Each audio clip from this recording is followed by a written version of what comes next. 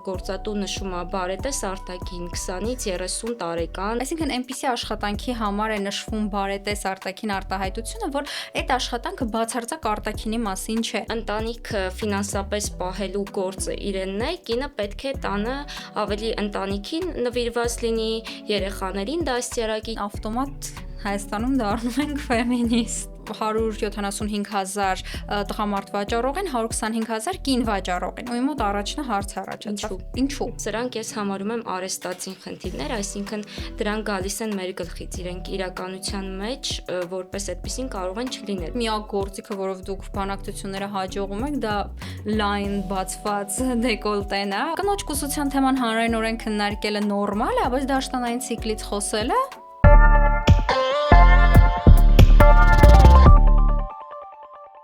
Ողջույն, դուք դիտում եք Jobcast-ը։ Այսօրվա իմ հյուրը Զարա Ղազարյանն է։ Զարա ջան, շնորհակալ եմ հրավերս ընդունելու համար։ մեծ սիրով։ Այսօր խոսելու ենք մի շատ կարևոր թեմայի մասին, որը ցավոք սրտի հայաստանյան աշխատաշուկայում խնդրահարույց հարց է՝ սեռով պայմանավորված խտրականությունը։ Բայց մինչև թեմային անցնելը, քանի որ միշտ հակասություններ կան եւ դժվար է հասկացվում առհասարակ ֆեմինիզմը ինչ է, կցանկանամ մի փոքր մանրամասնենք, բացատրենք, որովհետև միշտ մարդիկ մի քիչ տարբեր տեսանկյուններից են հասկանում եւ դրանից հետո արդեն շարունակենք մեր զրույցը։ Ֆեմինիզմը ինքը շարժում է հավասար հնարավորությունների մասին եւ իր հավասարության մասին, ոչ մեկին չի ուզում ճնշի, որովհետեւ հավասարապես ինքս դեմ եմ ինչպես маտրիարխատին, այնպես էլ պատրիարխատին։ Ֆեմինիզմը հավասար հնարավորությունների մասին շարժում է, որ ապրենք մի աշխարհում, որտեղ կին տղամարդ ունենան հավասար հնարավորություններ։ Իհարկե ես մի քիչ ավելի էգալիտարիստական հայացքներ ունեմ, որովհետև ես կողմ եմ առհասարակ հավասարության գաղափարին, բայց քանի որ կանանց իրավունքները ավելի հաճախ են խախտվում, ավելի հաճախ առիթներ լինում են sense ճակերտավոր առիթներ, հա, լինում են խոսելու կանանց իրավունքների մասին, ավտոմատ Հայաստանում դառնում ենք ֆեմինիստ։ Այո, դառնում ենք ֆեմինիստ, բայց շատ հաճախ տպավորություն է ստեղծվում մարդկանց մոտ կամ այդպես են մեկնաբանում, որ դուք խոսում եք կանանց իրավունքների մասին, բայց ոտնահարում եք տղամարդկանց իրավունքները կամ ուզում եք, որ կանայք ավելի գերադասված լինեն, քան տղամարդիկ, ինչը իսկապես սխալ եզրահանգում է, այսինքն ֆեմինիզմը առհասարակ հավասարության մասին է։ Եթե բերենք դա աշխատանքային հարաբերությունների դաշտ, խնդիր է առաջանում, երբ սեռով պայմանավորված խտրականություն կա, այսինքն նույն հաստիքը զբաղեցնող տղամարդը եւ նույն հաստիքը զբաղեցնող կինը շատ հաճախ լրիվ տարբեր հարթությունների վրա են լինում, սկսած աշխատավարձից, սկսած աշխատանքային պայմաններից եւ առհասարակ կնոջը կդիտարկեն օրինակ ինչ որ ղեկավար հաստիքի համար, թե ոչ։ Եթե սկսենք սեռով պայմանավորված խտրականությունից աշխատավարձի մասով, այս թեմային ես շատ եմ անդրադարձել, ինքս խորապես փորձել եմ ուսումնասիրել։ Իրականում այդպիսի դեպքեր կան, երբ նույն հաստիքի համար տարբեր աշխատավարձեր են ստանում ու առիթներ եղել է, որպես լրագրող հարցադրում անեմ հենց բիզնեսի տիրոջը անմիջապես ու ի պատասխան լսել եմ, որ ոյ դե տղամարդը հիմա մի երկու հատ արկղ ավել է տանում, կնոջը չես կարող ասել այս աշխատանքը, այսինքն այստեղ նաև ոտնահարվում է տղամարդու աշխատանքային իրավունքները, որ վաճառող ընդունում են, կոնկրետ խանութի դեպքի մասին եմ խոսում, վաճառող հայտարարությունը այսպես էր, վաճառողի անհրաժեշտ 175,000 տղամարդ վաճառող են, 125,000 կին վաճառող են։ Ու իմ մոտ առաջինը հարց առաջացավ. Ինչու։ Երբ որ ես այդ հարցը տվեցի, մորթը շատ հանգիստ ինձ այդպիսի հիմնավորում տվեց, որ տղամարդու գործի մեջ լրացուցիչ SSS աշխատանքներն են, ասում, բայց հայտարարության մեջ չկա։ Ասում դե այդ ինչ կապ ունի, որ հայտարարության մեջ չկա, բայց այնպես է ստացվում, որ շատ գործեր կան, որոնք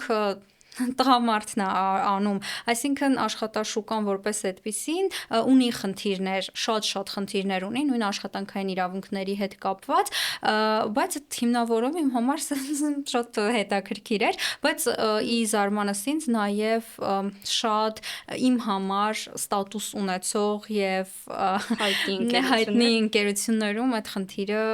եւս կա ու Instagram-ով բարբերաբար ես էլ եմ նամակներ ստանում այդ հարցի հետ կապված, որ ինչու եւ այլն, ամեն դեպքում ամեն մեկը փորձում է իր ձևով հիմնավորումը տա, բայց ես չեմ կարծում, որ այդ հիմնավորումների գոնե մեծ մասը համոզիչ են։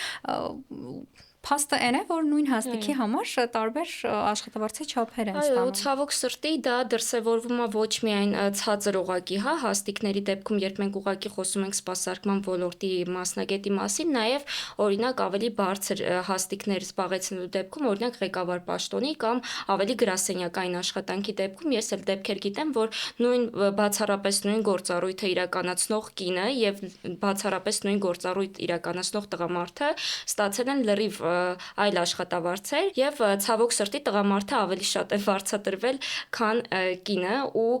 սա մեծ խնդիր է այս պահին մեր աշխատաշուկայում, չնայած որ աշխատանքային օրենսգիրքը սահմանում է, որ կինը եւ տղամարդը ունեն հավասար իրավունքներ եւ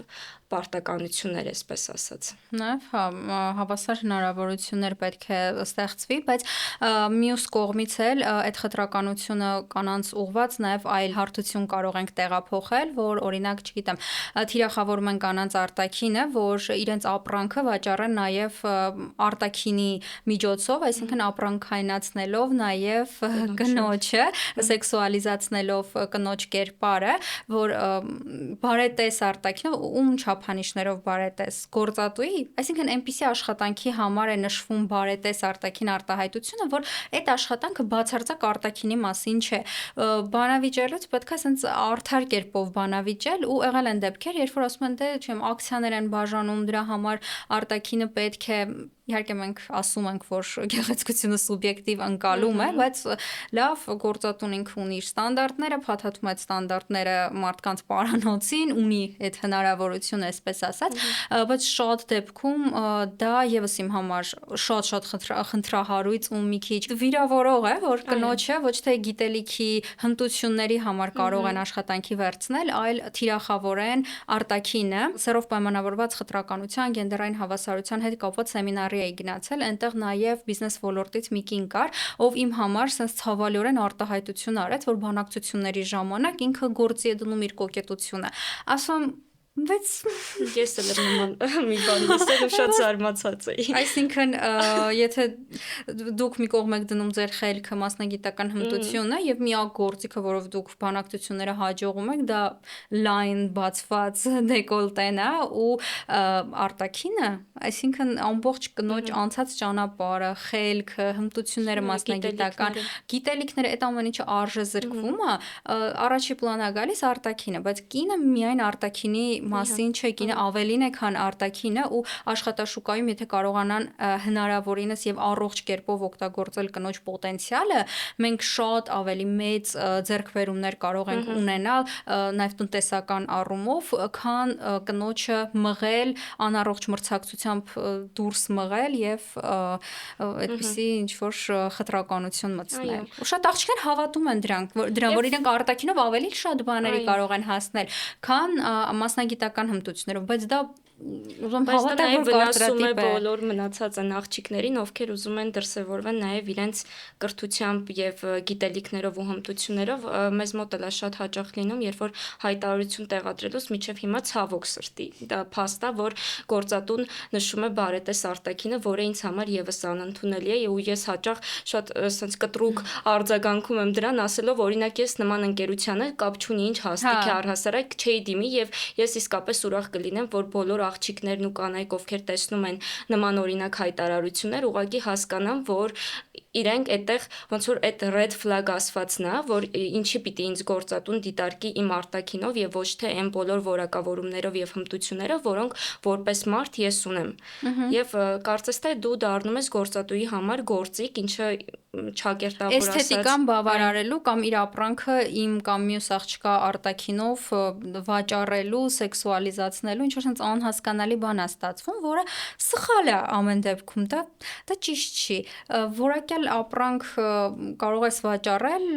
լավ սպասարկման օրինակ, եւ լավ սպասարկումը դա կնոջ կոկետությունը, բաց դեկոլտեն կամ չգիտեմ, ինչը չէ ուզում են կանայք այդ ֆորմատով լինեն, ոչ մեկ իրանց չի քննադատում, բայց դա չի նշանակում, որ ամբողջ շուկան պետքա հիմնված լինի դրա վրա, հատկապես այն ոլորտները, որ ոլորտներում, որ այդ ոլորտները արտաքինի մասին չեն ընդհանրապես։ Նույնը բուժքույր, բուժ եղբայր խնդիրն է, որ իմ ընկերներից մեկը բուժ եղբայր է մասնագիտությամբ, ինքը լուրջ խնդիր ունի աշխատանք գտնելու, ու երբ որ մենք քննարկում ենք, ասում արդյոք այդ մասնագիտությունը որպես այդպեսին կնոջն են վստահում խնամքը, թե ինչու՞մն է խնդիրը, որ չեն ընկալում քեզ, ու ինքը մենակ չէր այդ խնդրով, վստահաբար այդ խնդրին շատերն են բախվում, մարդը հրաշալի մասնագետ է, ինչու՞մն է խնդիրը։ Մեկ էլ մի հայտարարություն կար, կին աշխատող էին փնտրում, հեռախոսավարուհի, ասում ինչ տարբերություն կին, թե ով է պատասխան, այսինքն տղամարդկանց մոտ ալո ասելը լավ չի ստացվում կամ ինչու հենց կին։ Հետո հասկացա, ասում դե կանայք կրքոտ ձայնով են ասում ալո, ասում ես որ զանգեմ կանջատ են միակ։ Թող տղամարդը կրքոտ ձայնով ասի, այսինքն այստեղ եւս կանանց օգտագործում են այն ուղղությամբ, որ չգիտեմ, չի ասում այդ մարդը շատ հմուտ ինքը տեքստերը կարողանում է ասի, շատ լավ խոսում է, սպասարկում, հմուտ խոսք ունի, չէ, կրքոտ ալո է ասում ու չեմ ուզում ուղղակի ոլորտը նշեմ, ինքը sense բավականին լուրջ ոլորտ էր, որտեղ յուրաքանչյուրս այդտեղ զանգում ինֆորմացիա ենք ստանում եւ այլն ու վստահաբար չենք ուզում հասկանանք ինչ որ մեկը հեռախոսից են կողմ կրքոտ է ասում, ալո, թե չէ, չի ակնկալում, ինքը խնդրով, հարցով է զանգարում, հստակ պատասխան ստանալու ինչ որ ծառայության մասին օրինակ։ Իրականում ասում, բայց շատ աղջիկներ կան, որ հրաշալի պատասխանում են, հիմնավոր ինֆորմացիա են տալիս, այսինքն ավելի կարևոր է այստեղ խոսքի հմտությունը, ինֆորմացիային լավ տիրապետելը, ոլորտից քաջատեղյակ լինելը, թե կրքոտ ալոն, ասում դե այն էլ, ասում բայց ինչի՞ ես դու առաջինը նշում կրքոտ ալոն ու չես նշում հմուտ խոսքը չգիտեմ, մեկ այնքան абսուրդային խնդիրներ են լինում, որ անգամ ոլորտի մեջ այսքան բախվելով տարբեր հարցերի, էլի չես կարողանում ընկալել, որ միշտ հնարավոր է զարմանալ կա այստեղ։ Նույնը կանանց աշխատանքի ընդունել այդ գործում ամենատարածված բաներից, որ ինչ որ տարիքից հետո դադարում են կանանց ընդունել գործի։ Շատ ցավոտ խնդիր է, իհարկե աշխատանքային օրենսգրքով արդեն սահմանված օրինակ սեռը չնշել, տարիքային սահմանափակում չդնել, բայց դե միևնույն է, եթե գործատուն որոշել է, որ ինքը ընտրելու է հստակ ստանդարտներով կնոջ կամ տղամարդու, ինչքան էլ ուզում ես, կոպիտ ասած դու քեզ կոտորիր, միևնույն է ինքը իր սուբյեկտիվ որակավորումներով է այդ ընտրությունը անելու ցավոք սրտի, ինձ թվում այդտեղ մի քիչ կարծրատիպային մոտեցում կա։ Օրինակ խոսեցինք բուժ եղբոր մասին կամ օրինակ երբ որ խոսենք գործավարուհու հաստիքի մասին։ Գործավար կամ օրինակ հիմնականում Հայաստանում գործավարներ չեն լինում են գործավարուհիներ, ադմինիստրատիվ օգնականներ, այսինքն այդ դերի մեջ գործատուն եւ առհասարակ հասարակությունը պատկերացնում են, որ պետքա լինի կին։ Ու սեքսուալիզացնում է նաեւ ինչ որտեղ։ Դրա համար շատ հաճախ մարդիկ անգամ երբ որ նորմալ ընկերություն է, որտեղ որ շատ նորմալ աշխատանքային պայմաններ կան, իրենք չեն պատկերացնում ինչպես կարելի է գնալ աշխատել ադմինիստրատիվ օգնական, որովհետև իրանց գլխի մեջ կա որոշակի պատկերացումներ, որ թեկուզ 20 տարի առաջ, 10 տարի առաջ ադմինիստրատիվ օգնականը լրիվ այլ գործառույթներ է նաև մատուցել աշխատավայրում, դրա համար իրանք կներեք, եթե անգամ չի մատուցել,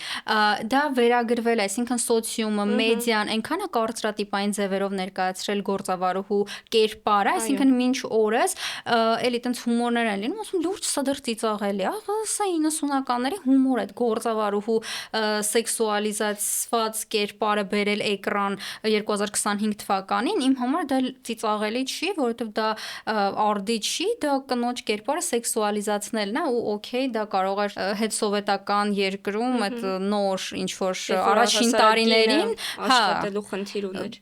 Այդ շրջանում կարող էր դա ծիծաղելի լինել, բայց այդ հումորը հին է արդեն ու հենց այդպիսի մեդիայի վարած քաղաքականության հետևանքով, հասարակության կարծրատիպերի հետևանքով ստեղծվում է մի կերպար, որ եթե կինը գործավարուհի է աշխատում, ուրեմն Ուրեմն մի բան այն Հա։ չի, եւ դրա համար որոշ դեպքերում դեռ մարդիկ խուսափում են ու սխալ են ընկանում։ Նաեւ այդ հաստիքը, բուժեղբոր հաստիքը, որի մասով էլ միշտ այդ Շատ նորից կարծրատիպային։ TV-ում, հեռուստատեսությամբ եւ բոլոր հնարավոր հարթակներում էլի կարծրատիպային տեսքով է մոտեցումը եւ ներկայացնել այդ մասնագետներին, իսկ ինչ վերաբերվում է տարիքային խտրականությանը ու առհասարակ կանանց նկատմամբ աշխատավայրում խտրականության, ես դրա մասով մի երկու հարցում եմ արել միջև այս մեր հաղորդումը, որpիսի չստացվի այնպես, որ ես իմ պատկերացմամբ եմ, խոսում թեմայի մասին, որովհետև շատ հաճախ մենք մտածում ենք, երբ որ խնդիրը մեզ չի կպնում եւ մենք այդ խնդրին չենք բախվել, ուրեմն առհասարակ խնդիր չկա, բայց երբ որ այդ փուչիկից դուրս ենք նայում, ստացվում է, որ շատ մարդիկ այդ խնդրին բախվում են ու կանայք շատ են նշում, որ աշխատանքի ընդունվելուց գործատուն շատ հաճախ կտրուկ ինտիմ հարցեր է տալիս, օրինակ ամուսնացած եք, ընկեր ունեք, նշանված եք, բա երբ եք նախատեսում ամուսնանալ կամ երբ եք պատրաստվում ունենալ երեխա, որը նորմալ չի 21-րդ դարում առհասարակ ցանկացած մարդու կին թե տղամարդ նման հարցով դիմելը այն էլ հարցազրույցի ժամանակ։ Հա, այս շատ տարածված խնդիր է ու ինչ որ տարիքից հետո ես էլ սկսեցի այդ խնդրին բախվել, երբ որ ինչ որ ծրագրի կարողա դիմեիր երկարաժամկետ կամ ինչ որ պրոյեկտում ուզենայիր ներառված լինեիր, այդ հարցը անընդհատ լինում էր, այսինքն բա որ ամուսնանաս, բա որ էս, բա որ են, բա որ երեխա ունենաս, այսինքն կնոջը արդարացիորեն հասնող այդ դեկրետը մարդկանց աչքին sense փուշ է դարձել ու դարձել է խտրականության հիմք, դարձել է աշխատանքի չընդունելու պատերվակ եւ ցավալիորեն շատերը sense լուրջ դեմքով արդարացնում են եւ պաշտպանում են գործատուին, բո ինչ անի մարդը գործի ընդունվում, որ գնա դեկրետ, դե բարև ձեզ, կներեք։ Բայց կենացներին դեմոգրաֆիկ զարգացումը իհարկե, մասին դեմոգրաֆիկ զարգացում պետք է լինի։ Ինչի մասին է խոսքը։ Ու սա շատ ասենց ցավալի ու հաճախ հանդիպող խնդիր է։ Ես ինքս էլ ինչ որ տարիքից սկսած բախվել եմ այս ձևաչափով խտրականությանը, որ չգիտես ինչու մարդը որոշում է իմ փոխարեն, որ իմ ամուսնանալու ժամանակն է, իմ երեխա ունենալու ժամանակն է եւ դա այդ մարդուն չգիտես ինչու, այսինքն գիտենք ինչու, բայց վախեցնում է ու սա դառնում է խտրականության հիմք,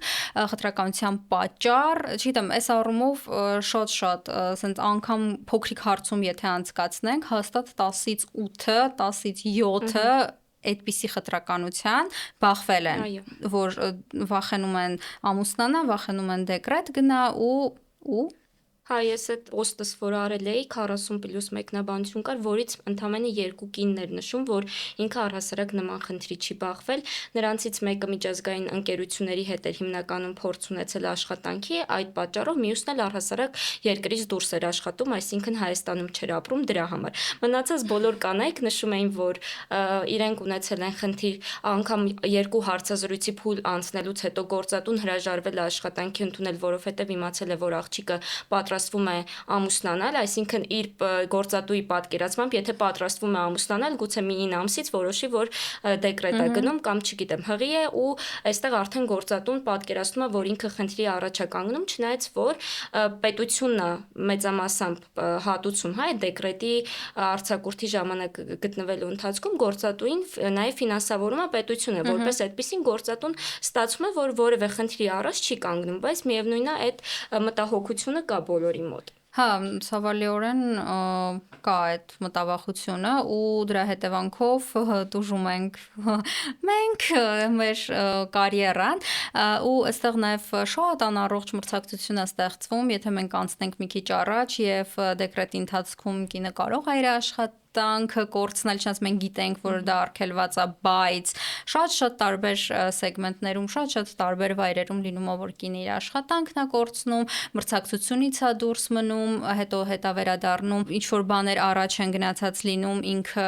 պետք է հասցնի, բաց թողածը լրացնել, այսինքն sense մեծ սիտուացիա է, որը ամեն կողմից կնոջը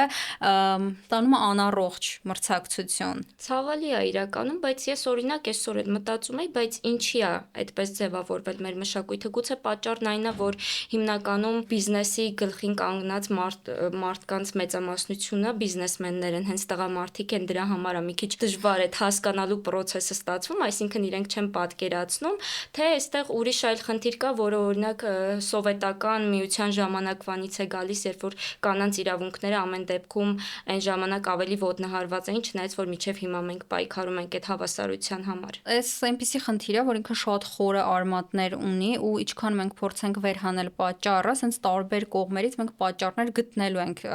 տարբեր հարցեր են առաջանալու, պատասխաններ, հետո նորից հարցեր, նորից պատասխաններ։ Դրա համար այս մասով հստակ մի պատասխան չենք կարող առանձնացնել։ Գուցե տղամարդիկ են, էդ էլ է պատճառ, որ եթե բիզնեսի ղեկավարը օրինակ տղամարդ է, ինքը մի քիչ ավելի ոչ այնքան լիարժեք պատկերացում ունի կնոջ ֆիզիոլոգիայի հետ կապված, այն դրության հետ կապված, որում կինն է հայտնվում։ Չնայած մի քիչ այս առումով էլ կդժվարանամ ասել, որովհետև օրինակ այդ մարդը կարող ամուսնացած է, ինքը տեսնում է իր կնոջ առօրյան, քիչ թե շատ ծանոթ է խնդիրներին։ Իրականում սենց հիմնականում մեծամասամբ, չասենք ամբողջությամբ, բայց անարդար մրցակցության մեջ են կանայք ավելի հաճախ գտնվում շատ տարբեր հարցերի հետ կապված, ոչ միայն դեկրետի մասով, այլև չմոռանանք, որ կանանց մեծամասնությունը հիմնական աշխատանքից հետո կատարում է չվճարվող աշխատանք, երկրորդ հերթի աշխատանք, տնային տնտեսուհու աշխատանքը, սա իր երկրորդ հերթի աշխատանքն է։ Շատ ֆիզիոլոգիական հարցեր կան, որ մենք այդ հարցերով հանդերձ մենք գնում ենք աշխատանքի ու ոչ մեկ մեր նվնվոց ասենց ճակերտավոր ասած չի պատրաստվում տանի, դու պետքա այդ օրերին, այսինքն դաշտանային ցիկլի օրերին անարդար մրցակցության ֆոնին դու աշխատում ես տղամարդկանց հետ հավասարի պես, բայց այդ ֆիզիոլոգիան ես չեմ ընտրել։ Այդ ֆիզիոլոգիան բնությունն է որոշել, որ այդպես պետք է լինի, բայց ոչ մի կին աշխատավայրում չընդհանրականացնեմ, չասեմ ոչ մեկ, բայց մեծամասնությունը, ցենց ասած ոչ մեկի վրա մուննա չի գալիս, նազոտով չի անում, ու չպետքա թերանա իր կատարած աշխատանքում։ Մենք չունենք այդ day off-երը հիմնականում սահմանափակ են, այնպես որ ամեն ամիս մենք կարող ենք day off ունենալ, ու եթե team lead-ը, ղեկավարը տղամարդ է լինում, մի քիչ ավելի դժվար է լինում։ Հիմնականում չեն էլ ասում։ Չենք ասում, հա, հիմնականում չենք ասում, շատ հատուկ են աղջիկներ կարող են լինել, որ օրինակ գնանք ասենք ուղիղ, որ սենց խնդիր կա, բայց դա էլ է շատ ծանր ու էդ էլ ինչ որ այդ ամսվա մեջ 7 օրը մենք շատ անարդար մրցակցության մեջ ենք ու մեր աշխատանքում մենք չպետք է թերանանք։ Մենք հավասարի պես, եթե ոտքի վրա աշխատանքը առավել եւս մենք այդ 8 ժամը լավագույն դեպքում 8 ժամը մենք պետք է այդ ոտքի վրա լինենք հավասարապես, այլապես մեր աշխատանքը ուղղակի կկորցնենք, եթե տենց ամեն ամիս ասենք վայ հիվանդ եմ, վայ չեմ լավ չեմ զգում ինձ, ինքնազգացողությունս լավ չի ու ստիպված պետքա դու անընդհատ փորձես քեզ հաղթահարես քո process-ները ու այս թեմային երբ որ անդրադառնանք, մեկնաբանություններ են լինում անպայման, որ այ քեզ բան, այդ հորինած խնդիրները դա դարձրել եք դրոշակ, չէ, հարգելիներ, եթե դա դարձրած լինեինք դրոշակ, դուք վստահաբար ավելի լավ պատկերացում կազմած կլինեիք այդ թեմայի վերաբերել, թե օրինակ այդ օրերին կանանց ինչքան դժվար է թե ֆիզիկապես, թե հոգեպես։ Հա, այդ խնդիրը կա, բայց ինձ թվում է այստեղ նաև կոնֆլիկտ առաջանում, երբ որ կանայք են հենց նման մեկնաբանություններ հղում, այսինքն կինը որպես այդպիսին, անգամ եթե հիմա ընդունվի օրենք, որով որ գործատում պարտավորված է օրինակ ամիսը 3 օր day off դաշտանային ցիկլի հետ կապված, միգուցե շատ կանայք կտրական դեմ լինեն նման օրենսգրքին, կարծում եմ, օրենքին, որովհետև իրենք չեն պատրաստվում նման հարցը, որը որոշ դեպքերում դիտարկվում է որպես ինտիմ հարց, բացի ֆիզիոլոգիա լինելը, բարձրաձայնել իրենց ղեկավարի մոտ, մանավանդ եթե ղեկավարը ոչ թե կին է, այլ տղամարդ։ Հա, ու ես միշտ զարմանում եմ, որ այս թեմայի հետ կապված այդ ամոթ ասվածը կա, որտեղ մեր կյանքում շատ ավելի իսկապես ամոթ բաներ կան, որոնք նորմալիզացված են, բայց այն ինչը պետք է նորմալիզացված լինի, դա հանկարծ դառնում է շատ ամոթ։ Բնականաբար չենք ասում, որ առավոտից իրիկուն այս թեման շահարկենք կամ ամեն հարցի հետ կապված փորձենք դա որպես արդարացում ներկայացնել, բայց նորմալիզացված ֆորմատով այս մասին խոսել, կարծում եմ ոչ մի խնդիր չկա եւ ելի եմ ասում շատ բաներ կան, որոնք իսկապես ամոթ են, բայց նորմալիզացված են մեր սոցիումում, բայց այն ինչը գիտեք ինչն է, որ կնոջ կուսության թեման հանրայնորեն քննարկելը նորմալ է, բայց դաշտանային ցիկլից խոսելը որը նորմալ չի։ 12 տարեկանից անգամ փոքր, երբ որ աղջիկը դեռ երեխա է, հա, ու ինքը այդպես կնոջ գիտակցություն չունի, արդեն տաբուացված թեմա է, ոչ մեկ այդ մասին չի Դե համար բարձրացնում։ ստրես են տանում երեխեքը։ Ինչ որ sense ֆորմատով խոսելը այդ մասին, կարծում եմ լրիվ նորմալ է, ու այս երևույթի մասին խոսելը պետքա նորմալիզացվեն, որ կանայք էլ չկաշկանդվեն։ Այո, եւ գուցե մի օր նաեւ բերի օրենսդրական ինչ որ փոփոխությունների, թեկուզ աշխատանքային օրենսգրքի մասով, որ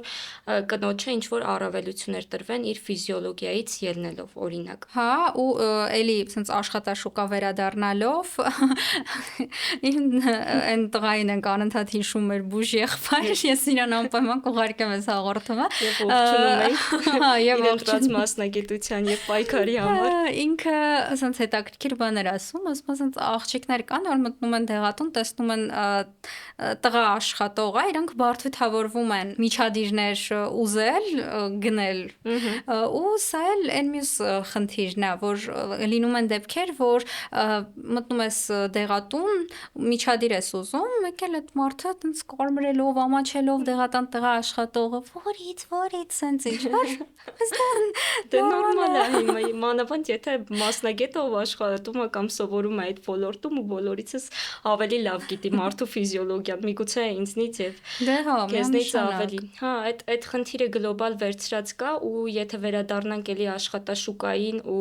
օրինակ նրան, որ գործատու նշում է բարետես արտաքին 20-ից 30 տարեկան հստակ սահմանմամբ աշխատանքային հայտարարություններ, ես առհասարակ չգիտեմ, կուզեի մի հատ կոչ անել բոլոր աղջիկներին, որովհետև ինձ թվում է դա խնդիր է բոլորիս համար, եթե անգամ կինը մտածում է, որ առաջինը իրեն պետք է դիտարկեն իր արտաքնով եւ ոչ թե մնացած այլ որակներով։ Ինչպես այդ մեսիջը հասցնենք մարդուն, կնոջը, որ այս խնդիրը ոչ թե որ նորմալ է, որ գործատուն առաջինը նայի քո արտաքինին եւ ոչ թե մնացած որակներին։ Այն ինչը արտաքինի հետ է կապված, դա անհամեմատ ավելի կարճաժամկետ է, քան օրինակ, մեր աշխարհում։ Իմ համար դա տենց չի, բայց մեր այս աշխարհում այն մարդիկ, ովքեր թիրախավորում են արտաքինը, այդ մարդիկ երկարաժամկետ պլաններ այդ մարդկանց հետ կդժվարանա կապել, որովհետև եթե այսօր դու ես այդ ոլորտի համար թրենդային, պահանջված եւ բարետես, 2 տարի հետո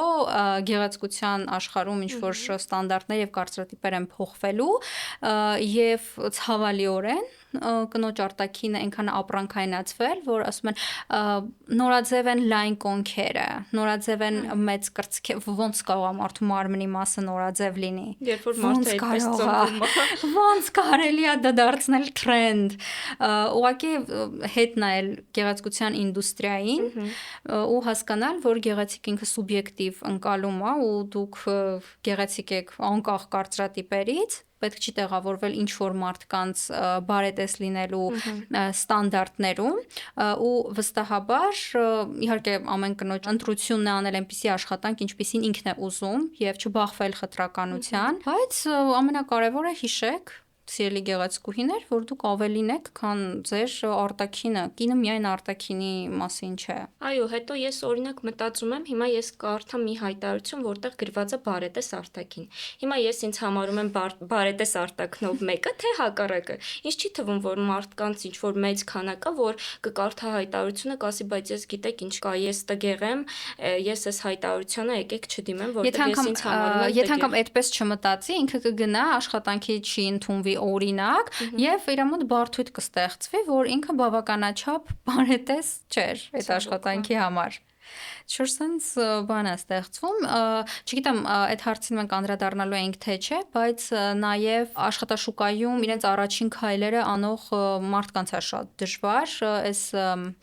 առանց ինչ որ սեռականացնելու։ Ես էլ եմ այդ խնդրին բախվել, հիմա էլ շատերն են բախվում այդ խնդրին, երբ որ դու չունես աշխատանքային փորձ, դու չես կարողանում գտնես աշխատանք։ Որտեղից պետք է վերցնենք աշխատանքային փորձ։ Ինչ որտեղ վաճառվում է դա, գնենք on-line պատվիրենք, ինչ անենք, տատիկից շարանգենք, CV-ում գրենք մի բան, որը իրականության չի պատասխանում։ Ինչ որ մի բան, հա, որը այսինքն մղում են, որ մարդը սուտ խոսի։ Այ էս էլ է շոտ sense լուրջ խնդիր, որ պահանջում են աշխատանքային փորձ, ասում են 20-ից 30 տարեկան աշխատանքային փորձով։ 20 տարեկանում մարդը ավելի մեծ է հավանականությունը, որ օրինակ չունի աշխատանքային փորձ, քան ունի։ Շատերը օքեյ, ավելի երիտասարդ տարիքից են սկսում աշխատել, բայց կան մարդիկ, ովքեր օրինակ ավելի շատ ժամանակ տրամադրում են, որոշում են, հա, ամբողջությամբ կրթությանը ժամանակը տրամադրել եւ չաշխատել, ունեն հրաշալի մասնագիտական որակավորում, բայց չունեն աշխատանքային փորձ։ Եվ ավելի պարադոքսալ է, որ գրված է տարիքային սահմանափակում եւ պլյուս 5 կամ 3 տարի աշխատանքային փորձ, որ մտածում ես, բայց լավ, ես երբ պիտի հասնեի օրինակ 5 տարվա աշխատանքային փորձ ունենալ, եթե ես ընդամենը օրինակ 20 տարեկան եմ։ Այդ խնդրին բախվում ենք ու այդ ընդհանուր այս պահի գլոբալ եթե նայենք հայաստանյան աշխատաշուկան, մենք ունենք աշխատաշուկայում կադրերի մեծ խնդիր։ Դա փաստում են բոլոր գործատուները, դրան բախվում են բոլորը եւ նաեւ մասնագետներ, որտեղ լավ մասնագետը ուզում է լավ վարձատրվել, գործատուն էլ պատրաստական չի որոշ դեպքերում այդ լավ վարձատրությունները ու պայմանները տրամադրել։ Բայց քանի որ այստեղ մի հատ բաց տարածք է մնում, որը լրացնելու համար ինձ թվում է գործատուն, եթե անգամ տեսնում է, որ կադրը համապատասխան որակավորում չունի աշխատանքային փորձի տեսանկյունից,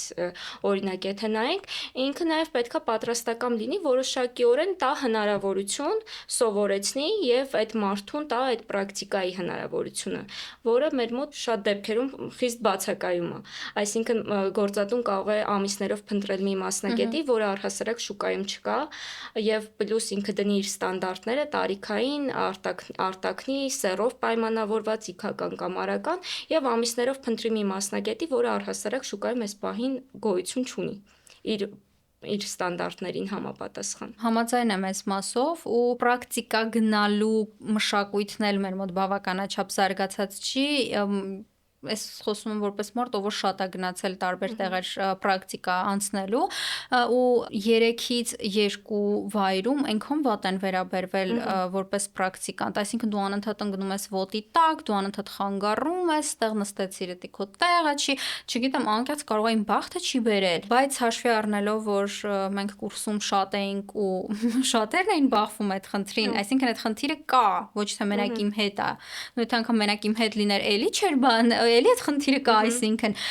բայց անընդհատ դու ոտի տակ ես ընկնում, խանգարում ես։ Այդ խնդիրը մեծերից, այսինքն ավելի ավագ սերնդից էր այդ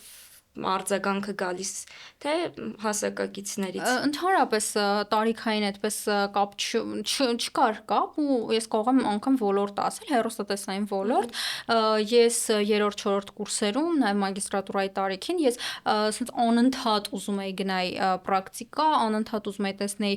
ինչի մասին է հեռուստատեսություն, իմ համար այդ հրաշքեր գնալ, ներսից տեսնել, ինչը ոնց է նկարահանվում, շատ էնտուզիազմով էի տրամադրված, բայց առաջի երկրորդ, երրորդ անգամները, երբ որ լրագրողին ասվում է, որ ինձ տանի հետը նկարահանման հրապարակ ու լրագրողը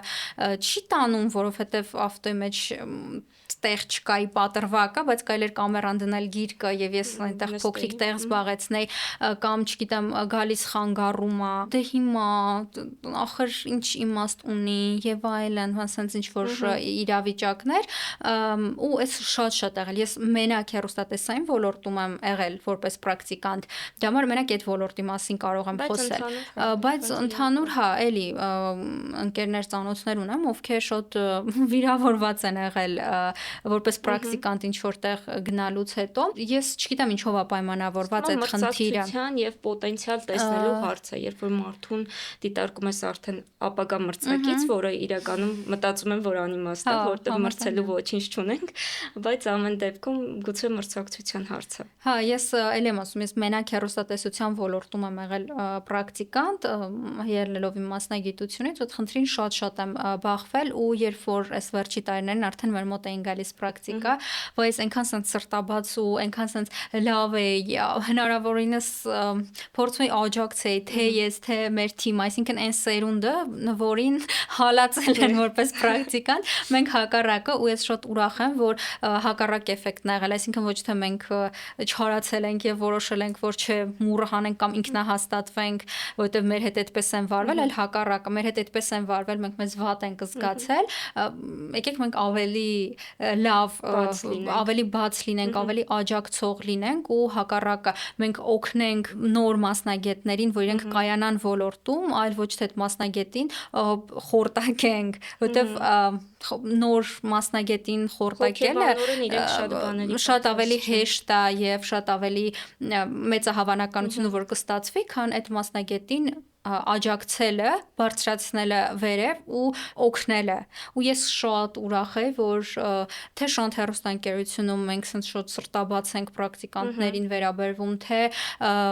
Նոր Հայաստան հեռուստաընկերությունը, որտեղ ես աշխատում եմ լրատվական թիմում, այդ բոլոր տեղերում sense շատ սրտաբաց մենք ընդունել ենք բոլորին ու հուսամ շատ ոլորտներում ինչ որ մի բան փոխվել է, քան օրինակ 2016, 17, 15 թվականներին էր։ Ես կարծում եմ փոխվել է, որովհետև նաև սերունդն է փոխվում ու խնդիր չունենք, եթե վերցնենք հիմա շատ են խոսում Z սերունդի մասին, հաճախ նաև դժգոհելու տեսանկյունից, որ Z սերունդը ավելի կմահաճա, ամեն ինչին ուշադրություն են դարձնում, իրենց պայմաններն են թելադրում, բայց ամեն դեպքում ինձ թվում է, որ այս խնդիրը, երբ որ Z սերունդն է գալիս, ինքը ավելի լավ է հասկանում, իրեն ինչ է հարկավոր, որովհետև ինֆորմացիայի դար է, ամեն ինչը բաց է, ավելի հեշտ է ինֆորմացիա ստանալը ու նաև հնարավորություններն են շատ, այսինքն ես որպես մասնագետ, եթե անգամ ինձնից փոքրին ուղղորդեմ, մենթոր դառնամ եւ կրթեմ, ես ոչինչ չեմ կորցնում իմ աշխատանքը, չեմ կորցնում իմ դիրքը որպես մասնագետի, այլ ես մի լավ բան եմ անում մեկի համար, ով անցնում այն նույն ճանապարհով, որ ես եմ անցել, ու ինչը շատ նորմալ է իրականում։ Այդ աջակցությունը, որովհետեւ ես էլ եղել եմ ու հիմա էլ ամեն դեպքում շատ հարթություններում դեռ սովորելու process-ի մեջ եմ եւ ինձ շատ ոգևորում է, երբ իմ կողքին կանգնած մարդիկ ոչ թե անընդհատ քննադատաբար են մոտենում իմ աշխատանքին եւ ինձ, այլ փորձում են աջակցել, եթե անգամ ես կարող եմ սխալվեմ ու նույնն էլ ես փորձում եմ անել բոլոր այն մարդկանց հանդեպ, ովքեր որ իմ ճանապարհին հանդիպում են, այդ շատ կարեւոր հատված է, որ պետք է լինի շուկայում։ Ու նաև այդ անընդհատ սովորելու process-ը, ես էլ անընդհատ սովորելու process-ի մեջ եմ ու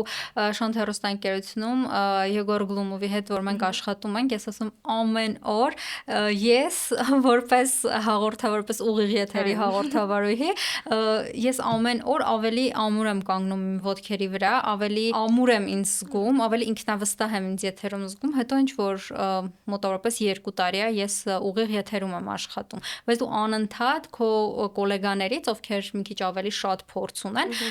թե մարտահրավերների հետևանքով ես սովորում, թե մասնագիտական առումով ես սովորում, այդ անընդհատ սովորելը ինքը գործընթաց է, որը նորմալ չի, որ ինչ-որ պահի ավարտվում է։ Այո, պետք է ավարտ չունենա։ Հա։ Իհարկե, եթե ցանկությունը կա սովորելու, ինչը իսկապես շատ լավ ցանկություն է։ Եթե վերադառնանք էլի մի փոքր կանանց եւ ընդհանուր հավասարությանը իրավունքների մասով, կուզեի խոսեինք էլի նրա մասին, որ կինը իր ֆիզիոլոգիայից ելնելով ամուսնանում է եւ պետքա հղիանա, այս մասով էլ մտածում եմ, օրինակ մեր հասարակությունը շատ հետաքրքիր է, բոլորս միմյանց ցանկանում ենք սեր, երջանկություն, առիթների ժամանակ կենացներ ենք խմում, ինչ որ 7 բորտով սեղան նստեք, թեկուզ սովորական ասացված կա, որը հին ժամանակներից եկել է եւ ընդունված է, բայց այդ 7 որդին պետք է ունենալ։ Այո, բայց այդ 7 որդին ունենալը դժվարություն է դառնում, երբ որ քեզ անընդհատ հալածում են ու դու անընդհատ դուրս ես մնում այդ աշխատաշուկայից, հասարակությունից, որովհետև դու չես հասցնում ինտեգրվես, որովհետև քեզ չեն ընկալում, ընդունում այնպեսին, որ դու կին ես, օրինակ եթե ամուսնացել ես, իհարկե քո որոշումն է, կարող ես ունենալ երեխա, կարող ես չունենալ 5 տարի կամ 10 տարի, բայց ամեն դեպքում միանգամից ոնց որ դուռը կտրուկ փակեն, անգամ չիմանալով կամ պատահաբար ստացվում է հիմա ամեն դեպքում մարդը չի կարող հստակ պլանավորել։ Այդ մասով մի քիչ էլի անդրադառնանք, որ չգիտեմ, ինչ որ ուղերձ տանք կանանց եւ նաեւ գործատուներին փորձենք ինչ որ ուղերձներ հասցնել, որ իրենք մի փոքր ավելի իրենց վերաբերմունքը փոխեն այս թեմայի հետ կապված։ Դե հաշվի առնելով յուրաքանչյուր շրջապատում մտերիմ կամ հարազատ, ընկերուհի, քույր, մորաքույր, չգիտեմ, հաստատ մտերիմ ինչ որ մեկը կա, որ այդ խնդրին բախվել է։ Ու այդ շղթայական էֆեկտով, եթե այլ կնոջ մասին մենք չենք մտածում, գոնե մտածենք մեր կողքի կնոջ մասին, մեր մտերիմ կնոջ մասին, թե օրինակ ընդհանուր չենք նայում հարցին, ընդհանուր չենք մտածում։ Եթե ամեն մեկս այդ պրիզմայով նայենք, փորձենք հասկանալ այդ կնոջը, թե ինչքան դժվար է այդ կնոջը, ինքը ինչքան է ուզում SSS բաները անի, SSS բաները հասցնի, նաև կարիերայում կայանա, փորձի համատեղել երեխա ունենալը, կարիերան զարգացնելը, երբ որ մենք տեսնում ենք եւ փորձում ենք հասկանալ, մի քիչ ավելի փոխվում վերաբերմունքը ու մարդը դառնում է ավելի, չգիտեմ ճիշտ բառ եմ ասում թե չէ, բայց ավելի ապրումակցող ու այդ խնդիրը, հա, այդ խնդիրը ես չեմ ասում սխալ կլինի, որ այդ խնդիր անվանենք, այդ խնդիր դարձրել է սոցիումը, իր մտածելակերպի, հա, ավելի շատ այդ իրավիճակին փորձենք հնարավորինս արդար մրցակցություն ստեղծել, եթե ստեղծում ենք մրցակցություն, գոնե այդ մրցակցությունը հնարավորինս արդար լինի, որովհետև շատ քիչ է լինում, որ տղամարդկանց, եթե չի լինում, այդ հարցը տան, ինչպես եք համատեղում ընտանիքը եւ կարիերան։ Շատ քիչ է լինում, չէ՞ որ տղամարդկանց այդ հարցը միշտ տալիս են կանանց, որ կինը պետք է համատեղի ընտանիքը, կենցաղը, բոլորի մասին հոգ տանելը եւ կարիերան։ Իսկ դա արդար մրցակցության մասին չի։ Մի քիչ փորձենք ավելի ամեն ինչ այնպես անենք, որ եղած մրցակցությունը արդար լինի ու շատ հետաքրքիր սոցիալական գովազդ կար, որ փոքրիկ տղան ու փոքրիկ աղջիկը վազում են, երկուսն էլ պետք է հասնեն ֆինիշին, այո, այդ վերջնակետին ու աղջնակի համար տարբեր խոչընդոտներ են ստեղծված։ Ինքը պետք է արագ-արագ ամանները լվանա, գնա լվացքը փռի, հետո այնտեղ տիկնիկին տեղավորի, փաթաթի տեղավորի, հետո այն մի տիկնիկին պետք է տանի այնտեղ մինչև տղան ուղիղ վազում է վերջնակետին։ Աղջիկը այդքան բաներ անում, հետո երկուսին հարց են տալիս, երկուսն էլ հասկանում են ինչ-որ սխալ է, ու երկուսն էլ ասում են, բայց լիքը բայց էր։ Ու այդ գովազդը, եթե սենց մի քիչ ավելի պատկերավոր է ներկայացնում, այդ ամեն ինչ ավելի ուղիղ, ավելի պատկերավոր իրական կյանքից ոչ ոմանով չի տարբերվում։ Ցավոք սրտի չի տարբերվում։ Ես օրինակ մտածում եմ, եթե վերցնում ենք կանանց վրա դրված պարտականությունները, որոշ չափով էլ իհարկե տղամարդու վրա դրված պարտականություններ կան, որը էլի սոցիումն է դրել, այսինքն, չգիտեմ, 20 կամ 25 տարեկան տղամարդն էլ կարող է մտածել, որ ընտանիքը ֆինանսապես պահելու գործը իրենն է, կինը պետք է տանը ավելի ընտանիքին նվիրված լինի, երեխաներին դաստիարակի եւ այլն, ու այդտեղ համ տղամարդու բեռնը ծանրանում այն իմաստով, որ ինքը պետքա ավելին անի եւ դրա համար գուցե նաեւ որ տղամարդիկ աշխատավայրում ավելի շատ են վարձատրվում թեկուզ նույն հաստիքի համար, քան կինը, ու դրան զուգահեռ կինն էլ արդեն պետքա գնա կենցաղ։ Այդպես է ամեն դեպքում էս պահի մեր սոցիումը ու մտածում էի, թե իրականում ինչքան է այդ process-ը բարդացնում, օրինակ մենք հիմա ապրում ենք մի հասարակարգում, որտեղ բոլորիս համար արհեստացին խնդիրներ են առաջանում։ Վերցնենք օրինակ պատերազմի դեպքը, երբ որ մարդիկ դառնում են հաշմանդամություն ունեցող անձանց հետ մենք գործ ունենք, ովքեր որ էլի աշխատավայրում բախվում են խնդիրների, որովհետև հիմնականում մեր երկիրը պատրաստ չի այդ բոլոր process-ներին, ինչպես ապահովի մարդու ազատ տեղաշարժումը, եթե մարդը ունի հաշմանդամություն։ Ու այստեղ էլ հետո գալիս է արդեն կնոջ խնդիրը, որ կինը եթե ունեցել է երեխա եւ պետքա գնա դեկրետ 1.5 տարի կամ 1.5 տարի ժամանակ պիտի հատկացնի իր երեխայի դաստիարակությանը կամ օրինակ ինքը աշխատանքի վերադառնալուց հետո անգամ աշխատանքային օրենսգիրքը սահմանում է, որ 3 ժամը 1 կինը հավելյալ ժամանակահատված ունի, որ կարող է գնալ եւ իր երեխային կերակրել, բայց այդ ամեն ինչ Ինչի այդ հավասար պայմանները մեզ մոտ չեն ստեղծվում ցավոք սրտի։ Ահա, այդ հավասար պայմանները իրոք չկա, իրոք չեն ստեղծվում ու եթե անգամ կինը երեխային կրծքով կերակրի, հաստատ 8-ից 6-ը, ասենց ինչ որ հաշվարկով, մատով ցույց կտա եւ կասեն. «Ոյ, իս ինչ անում, Ինչ անում»։ Ես չգիտեի, որ սա խնդիր է, մինչև այս վերջերս կոմենտներ չտեսա, մամա էր կասկադում իր բալիկին էր կերակրում ու ոչ մի արտառոց բան չկար, ոչ մի բան որպես այդպեսին չէր երևում, ուղղակի կարող էր հասկանալ, որ մաման երեխային է կերակրում։ Մեկնաբանությունները բոլորը սրբադասվել էին, բոլորը բաներ, բոլորի ոտքերը ամպոտ էր, թևիկներով հենց նոր ամպիկի վրայից իջել էին։ Ցավալիորեն եմ ասում, կանանց մեկնաբանությունները,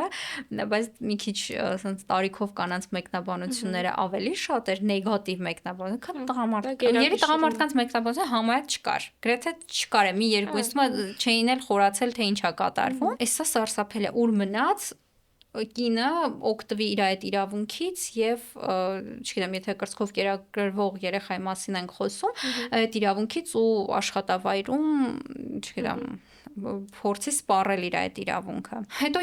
փոքրիկ երեխայի հետ շատ դեպքերում ասում են դե դեկրետ չեմ ուզում գնամ, օրինակ գալիս եմ աշխատանքի, բալիկին պահող չկա կամ դեռ մամայի հետ է ինքը անընդհատ, բալիկին բերել աշխատավայր, եթե մամայի որոշումն է բնականաբար այդ օքեյ է, բայց էլի կգտնվեն մարդիկ, որոնց համար աշխատանքային միջավայրը կփոխվի, հա։ Այսինքն ամեն սենց ուղությունից ինչ որ մի հատ խտրականություն գալիս է, մենք ոնց փորձում ենք սենց մանևրել, չենք կարողանում սենց չաշխատել, հետ մնալ կարիերայի առումով, աշխատել, բա ոնց համատեղել,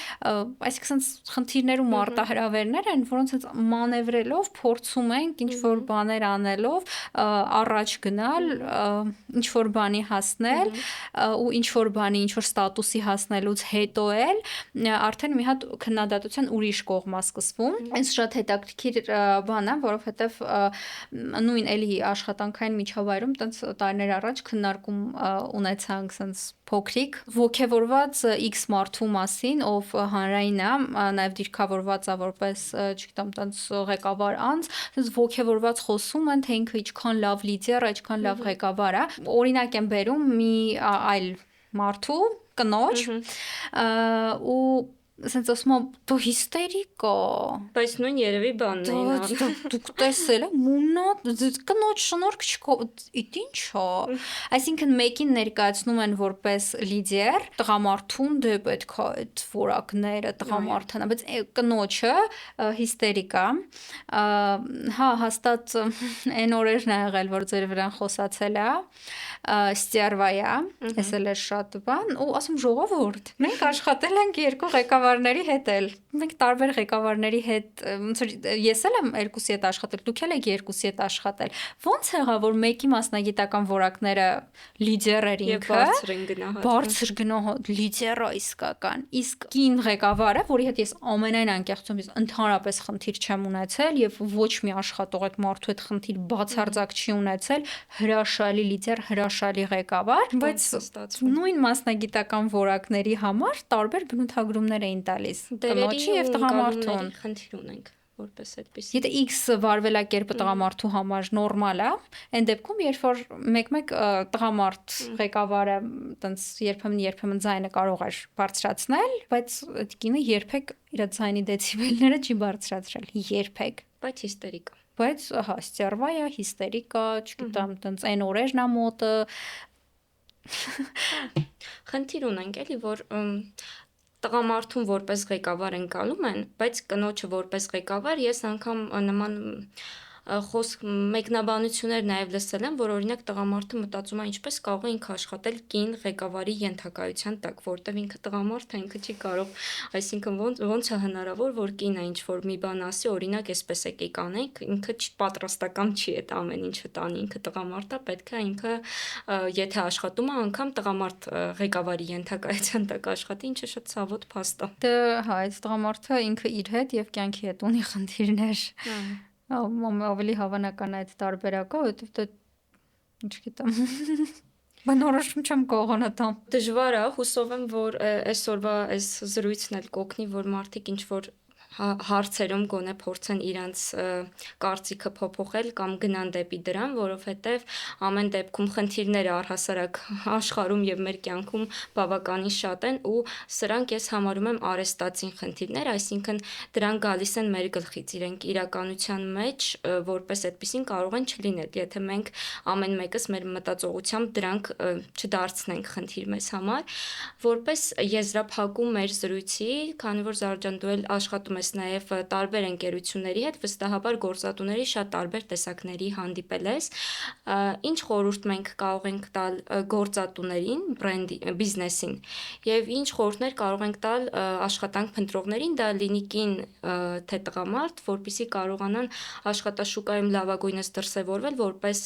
մասնագետ եւ ոչ թե անձնական այլ որակներով, որոնք առնչվեն տեսքին կամ տարիքին։ Բիզնեսի ղեկավարներին ամենակարևոր խորհուրդը երևի ստեղծել առողջ միջավայր աշխատավայրում, ստեղծել արդար մրցակցություն, որովհետև արդար եւ առողջ մրցակցությունը ինքը բխում է բիզնեսի շահերից, բիզնեսի առաջընթացի շահերից, հնարավորինս որքան նախանձախնդիր են պարտականությունների հարցում, նույնքան նախանձախնդիր լինեն նաեւ իրավունքների տեսանկյունից, աշխատանքային իրավունքների տեսանկյունից եւ ոչ միայն, իսկ աշխատանք փնտրողներին թող առանց ընկճվելու, առանց հուսահատվելու շարունակեն փնտրել իրենց երազանքների աշխատանքը, երբեք չվախենան ինչ որ մի բան սկսելուց, նոր բան սովորելուց եւ եթե անգամ ինչ որ տեղերում իրենց կարող են, օրինակ պրակտիկայի ժամանակ ոնց որ ես ասացի, իրենց կարող են մի քիչ վատ վերաբերվել, բարձրաձայնեք, խոսեք այդ մասին, մի վախեցեք քննարկումների դուրս գալ եւ մի մտածեք, որ եթե մարդը ի պաշտոն է ավելի բարձր պաշտոն է զբաղեցնում, ինչ որ հասկանում եմ, որ կարող է աշխատանք կորցնելու կամ աշխատանք չստանալու վախը լինի, բայց վստահեցնում որ դուք միշտ էլ կարող եք գտնել ըստ արժանվույն լավ աշխատանք, որքան էլ մենք շատ նեգատիվ բաներից խոսեցինք, ամեն դեպքում թե իմ, թե ձեր օրինակը ինձ թվում է հենց օրինակով կարող է մոտիվացնել եւ հույս տալ այն առումով, որ հնարավոր է աշխատասիրությամբ, հնարավոր է սեփական գիտելիքներով, հենվելով գիտելիքների վրա, գտնել երազանքների աշխատանք, գտնել լավ վարձատրվող աշխատանք, հա ու սիրելիներ մի մոռացեք ձեր աշխատանքային իրավունքների մասին եւ ոչ միայն։ Այո, եւ աշխատանքային պայմանագիրն էլ պարտադիր մի հատ մանրամասը նայեք եւ ձեր ձեռքի տակ ունեցեք, որ հանկարծ չստացվի այնպես, որ դուք հղիության օրինակ 6-րդ ամսում շատ հանկարծակի իմանաք, որ գործատուն առանց տեղեկացնելու ձեզ ազատել է աշխատանքից, որովհետեւ ինձ ցավոք գրել էին, որ նման դեպքեր էլ է լինում, ինչը բացարձակ նորմալ չի։ Այո, լավ ծանոթացեք ձեր իրավունքներին, տիրապետեք այդ իրավունքները ու բացի տիրապետելը նաև սպառեք այդ իրավունքները։ Շնորհակալություն Զարա ջան, շատ ինֆորմատիվ զրույցի համար։ Սիրով, հուսամ օգնեցինք ինչ-որ բանով։ Անպայման։ Դուք դիտում եք Jobcast-ը։ Եթե ունեք հարցեր, կարող եք գրել մեկնաբանությունների դաշտում։